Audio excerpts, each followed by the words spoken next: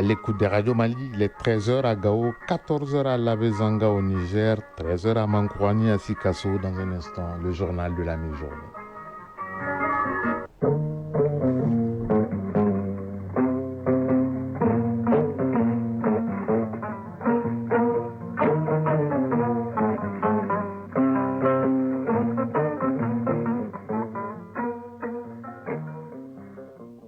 Le journal, Ousmane Daou. Mesdames et messieurs, bonjour. À la une de ce 13h02 pour la population des Gao pour son ravitaillement en carburant. Une soixantaine de citernes camions est depuis hier dans la cité des Askia et cela grâce à la force conjointe de la Confédération AES. Sambari Aïdara était à la réception des citernes camions. Pendant ce temps, à Bandiangara, on sensibilise sur la nouvelle loi qui gère les forêts au Mali avec des innovations et gare aux contrevenants, nous dira Agibou Koulibaly. À Ségou, c'est les techniciens de plusieurs laboratoires du pays qui sont à l'école de Amalek pour leur donner les nouvelles techniques de détection de l'hémophilie, une maladie rare qui fait de nombreux morts dans le silence. Aboudraman Sankaré nous en dira un peu plus. Hors du Mali, le président du Sénégal, Bassirou Diomaye Diakhar Faye, en visite en Guinée-Bissau, une première pour un chef de l'État sénégalais depuis 1974. Et puis en République démocratique du Congo, le programme alimentaire mondial PAM tire la sonnette d'alarme. Pour lui, 28 millions de personnes seront affectées par la famine aiguë. Droit de douane, États-Unis, Union européenne, le président américain Donald Trump repousse jusqu'au 9 juillet prochain sa taxation sur l'Europe. Et puis en sport, au plan national, la 24e journée du championnat national se poursuit ce lundi avec le titre déjà pour le stade malien Bamako sur le continent, troisième étoile sur le maillot de la Renaissance sportive de Berkane après sa victoire en Coupe de la Confédération. Une victoire après un match nul, un but partout face au Simba de Tanzanie. Et puis, le Mali, pour la Coupe du Monde des cadets, connaît désormais son adversaire. Il s'agit de l'Arabie Saoudite, de l'Autriche et de la Nouvelle-Zélande. Voilà pour le sommaire. Dans un instant, les détails. Lundi 26 mai 2025, mesdames et messieurs, bonjour. Merci d'avoir choisi Radio Mali pour vous informer. Bienvenue. Tout d'abord, direction Gao, la 7e région, où une deuxième cargaison de carburant a été réceptionnée dans la cité de Askia. Au total, c'est une soixantaine de camions-citernes convoyés par les forces armées maliennes depuis la Bezanga, ville frontalière entre le Mali et le Niger, qui viennent ravitailler les populations des régions du Nord grâce à l'étroite collaboration des forces du Mali, du Burkina Faso et du Niger, appelées Forces conjointes AES. Sambari Aïdara pour les détails. Cette cargaison de carburant d'une soixantaine de camions-citernes escortés par les FAMA depuis l'Abzanga jusqu'à Gao, en étroite collaboration avec leurs frères d'armes de l'AES, est la deuxième en moins d'un mois.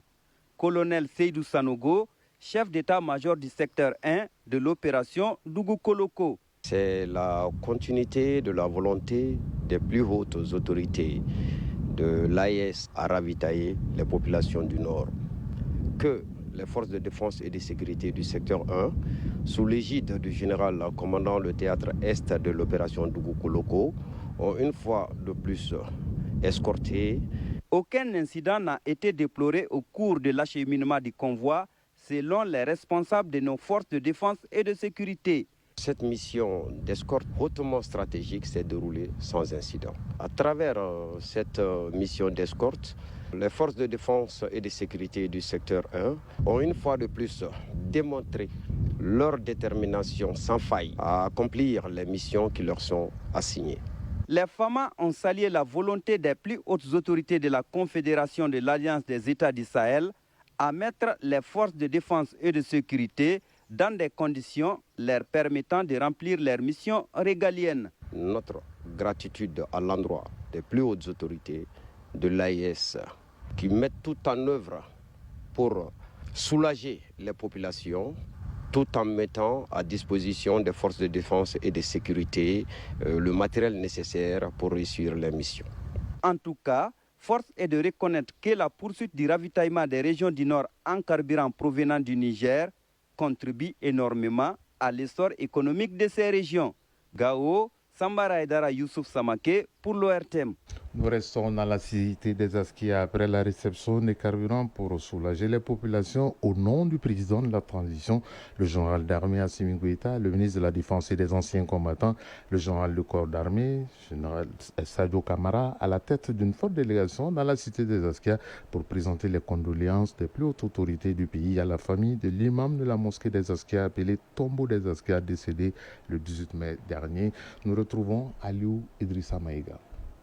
En se rendant dans la cité des Askia, le général du corps d'armée Sadio Kamara, ministre de la Défense et des anciens combattants, voulait présenter au nom du président de la transition, le général d'armée Assimi Goïta, et au nom de toute la nation, les condoléances les plus attristées à la famille et à l'ensemble de la population de Gao pour la disparition de Moussa Aliou Haïdara, imam de la mosquée des Askia.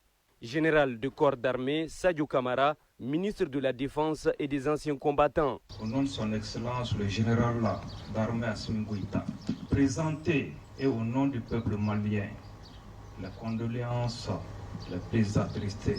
L'imam est parti, mais l'imam est avec nous. Les conseils qu'il nous a donnés, tout ce qu'il a fait pour ce pays est avec nous. Continuerons à nous guider dans tout ce que nous allons entreprendre pour ce grand Maliba. Le moment était opportun pour le ministre Kamara de transmettre le message de félicitations et de remerciements du président de la transition à la population de Gao pour tout ce qu'elle fait pour le Mali. Le président Goïta m'a demandé de remercier et de féliciter et encourager les gens de Gao. Tout ce que Gao est en train de faire pour le Mali, il est au courant. J'étais à Kidal, j'étais porteur d'un message de paix, un message pour rassembler les Maliens. Le président Goïta l'a dit, la main reste tendue à tous les Maliens. Le linge sale se lavera en famille. Mais il faut que nous discutions de nos problèmes entre Maliens et trouvons des solutions maliennes aux problèmes maliens. La famille du défunt et les représentants de la société civile de Gao ont remercié à leur tour le ministre Kamara et sa délégation pour ce déplacement effectué à Gao avant de lui notifier leur engagement pour la cause du Mali. Gao, Aliou Idrissa Maïga pour le RTM.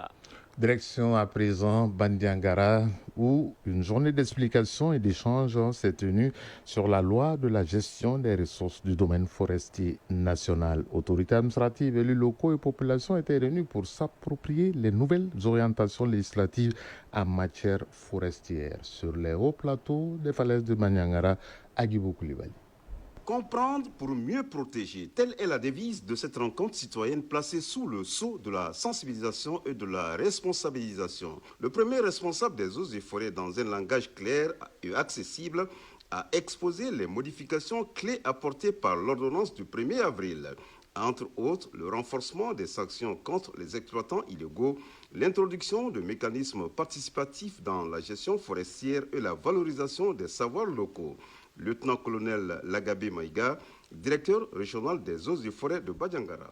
La première chose, d'abord au niveau des définitions, où on est revenu d'abord sur la notion de forêt et la notion d'aire de conservation. La deuxième chose, ça c'est des innovations par rapport même à la sanction de défrichement illicite.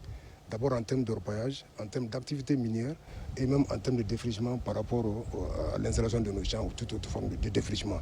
Donc des mesures fortes, pécuniaires, allant même jusqu'à la prison, ont été vraiment prises pour décourager quiconque ose s'aventurer dans l'exploitation minière sans autorisation. Il s'agit d'innovations majeures qui visent à protéger l'environnement, à lutter contre la criminalité. Parce que le mot criminalité, j'insiste là-dessus, auparavant nous avions des mesures très très faibles. Le délinquant, on le prend, il paie sa transaction, il s'en va, mais demain il reprend encore.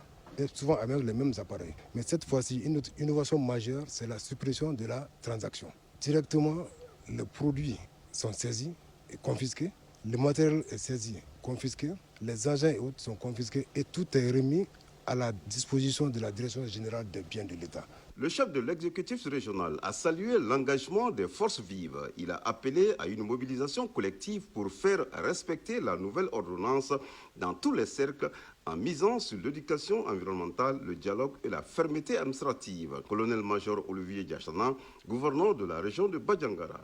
La Constitution du 22 juillet 2023, en son article 25, dispose que la protection de l'environnement et la promotion de la qualité de la vie sont un devoir pour tout citoyen et pour l'État. Vous invitez à engager des actions courageuses de protection de nos forêts en vue de minimiser les effets du changement climatique sur nos populations et organiser leur résilience face au phénomène.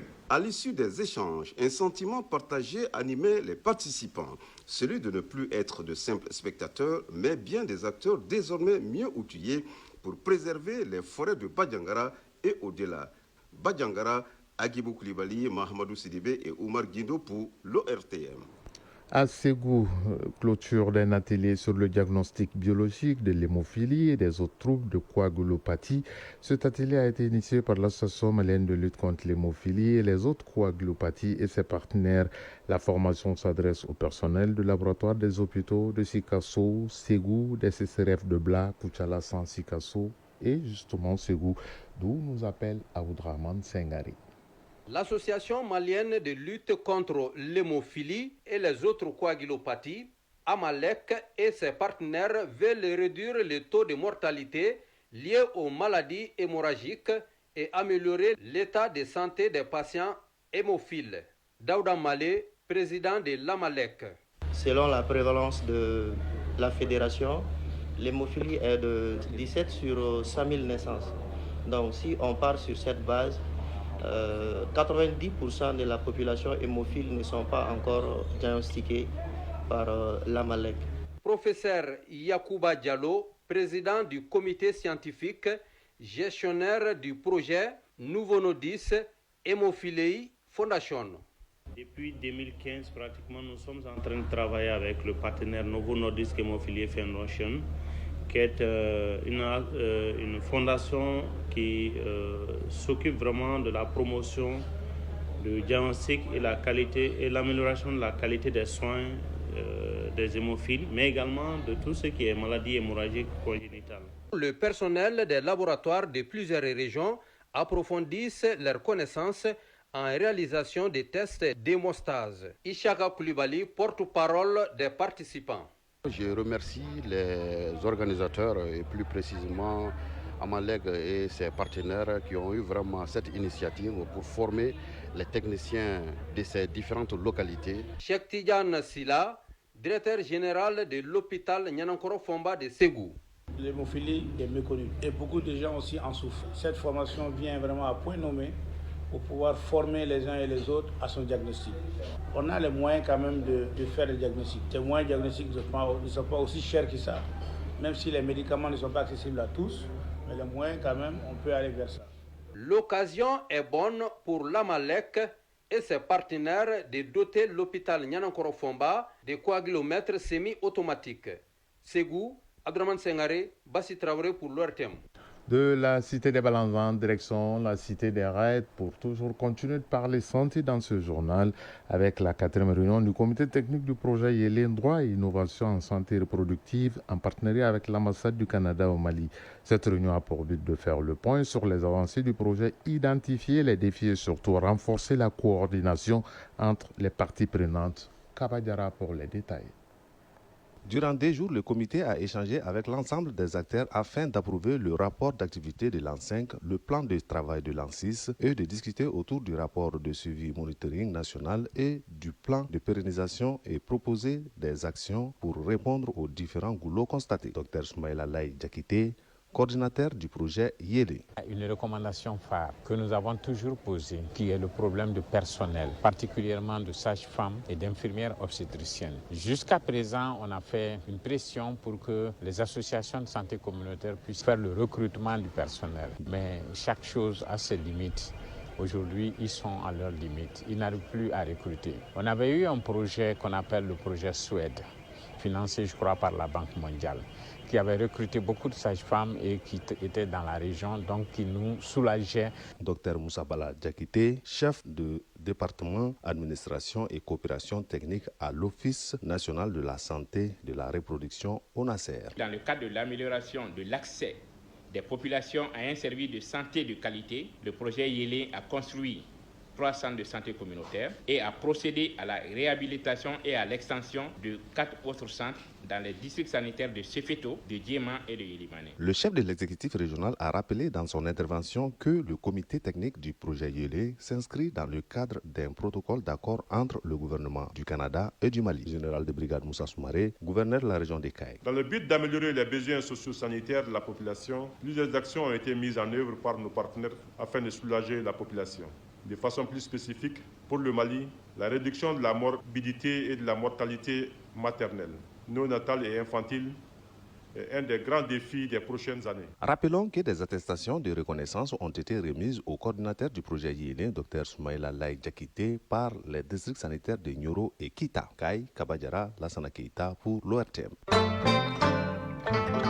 13h13, actualité hors du Mali. Le président du Sénégal, Bassirou Diomaye Diakhar Faye, est attendu en Guinée-Bissau pour une visite qui s'inscrit dans la continuité de la politique de renforcement des relations entre Dakar et Bissau. À Bissau comme à Dakar, ce déplacement a pour principal objectif l'identification de nouveaux axes de coopération entre les deux capitales, alors que la pêche reste l'un des principaux piliers de leurs relations bilatérales. Au programme de son déplacement, qui va durer 24 heures, un dîner officiel avec le président de la Guinée-Bissau. Ensuite, le président sénégalais recevra la médaille Amilcar Cabral, la plus haute distinction bissau-guinéenne, et visitera la forteresse d'Amoura où repose le père de l'indépendance de la Guinée-Bissau, Amilcar Cabral. En République démocratique du Congo, le programme alimentaire mondial PAM alerte. Près de 28 millions de personnes sont confrontées à la faim aiguë. Il souligne également que dans l'est du pays, plus de 10 millions de personnes dans les provinces de l'Ituri, du Nord Kivu, du Sud Kivu et du Tanganyika sont confrontées à une insécurité alimentaire aiguë. Que rien que ces 3 derniers mois, 2,5 millions de personnes supplémentaires ont basculé dans la faim, a alerté le directeur régional du PAM, Éric Perdisson. Le programme alimentaire mondial appelle donc la communauté internationale à se mobiliser pour la République démocratique du Congo. L'Ouganda a suspendu avec effet immédiat toute coopération militaire avec l'Allemagne. L'annonce a été faite hier par le porte-parole de l'armée, Chris Magezi, sur X, qui a affirmé que l'ambassadeur allemand est engagé dans des activités subversives dans le pays. Cette annonce fait suite à un précédent communiqué de l'armée diffusé déjà vendredi, qui accusait certaines missions diplomatiques européennes de soutenir des groupes négatifs et traîtres opposés au gouvernement et qui visait déjà en particulier l'ambassadeur d'Allemagne, Matthias Schauer, en poste depuis 2020. Aux États-Unis, le président Donald Trump et la présidente de la Commission européenne, Ursula von der Leyen, ont convenu que les droits des douanes de 50% sur les produits européens importés n'entreraient pas en vigueur avant le 9 juillet prochain. L'annonce a été faite à l'issue d'une conversation téléphonique entre les deux hier. Enfin, au Venezuela, le parti du président Nicolas Maduro a obtenu 82,68% des suffrages au scrutin législatif d'hier et s'impose dans 23 États selon le Conseil national électoral. Le taux de participation est de 42,66%. L'opposition qui a boycotté cette élection rejette ces résultats.